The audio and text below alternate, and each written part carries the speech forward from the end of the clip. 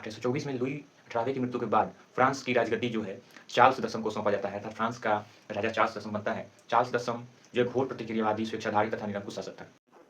नमस्कार, स्वागत है आपका हमारे study channel study with math fact में। आज के इस क्लास में हम जानेंगे कि किस प्रकार से नेपोलियन की मृत्यु के बाद फ्रांस में राजगद्दी एक नए राजा के हाथों में होती है। उसके बाद किस प्रकार से फ्रांस के लोगों को वह राजा पसंद नहीं आता है और किस प्रकार से फ्रांस की जनता क्रांति कर देती है, जिसे हम 1830 की क्रांति के नाम से जानते हैं। उसके आगे बढ़ने पर 1848 की क्रांति मिलेगी। तो इस वीडियो की मदद से हम आपको 1830 की क्रांति का वर्णन करने वाले हैं, यानी बताने वाले हैं। सुनिए, जब 1815 में नेपोलियन की मृत्यु के बाद फ्रांस का राजा लुई 18वें को बनाया जाता है। उस समय ऑस्ट्रिया का शासक मेटरनिक रहता है, चांसलर मेटरनिक रहता है। इधर आते हैं फ्रांस में, तो फ्रांस में 1815 में लुई 18वें को फ्रांस का शासक बनाया जाता है। 1824 में उसकी मृत्यु हो जाती है। 1824 में लुई 18वें की मृत्यु के बाद फ्रांस की राजगद्दी जो है चार्ल्स दसम को सौंपा जाता है अर्थात फ्रांस का राजा चार्ल्स दसम बनता है।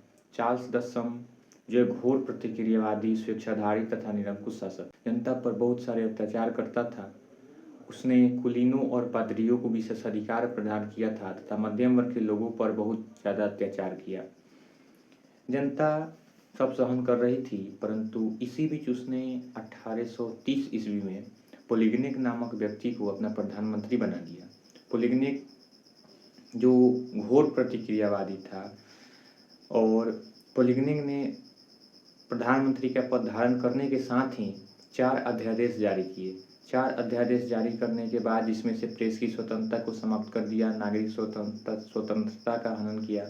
इसको देखते हुए लोगों ने क्रांति करने की योजना बनाई और एक बूढ़े व्यक्ति, जिसका नाम रहता है लफायते के नेतृत्व में फ्रांस की जनता ने सन 1830 में, और महीना था जुलाई का, तारीख 26 तारीख की क्रांति की शुरुआत हुई और 27 से लेकर 29 तारीख तक फ्रांस में 3 गौरवशाली दिनों तक क्रांति हुआ और राजा को अंततः गद्दी छोड़ करके 31 जुलाई को भागना पड़ा और इस प्रकार से जनता की जीत हुई और इस क्रांति को फ्रांस की 1830 की क्रांति कहा जाता है।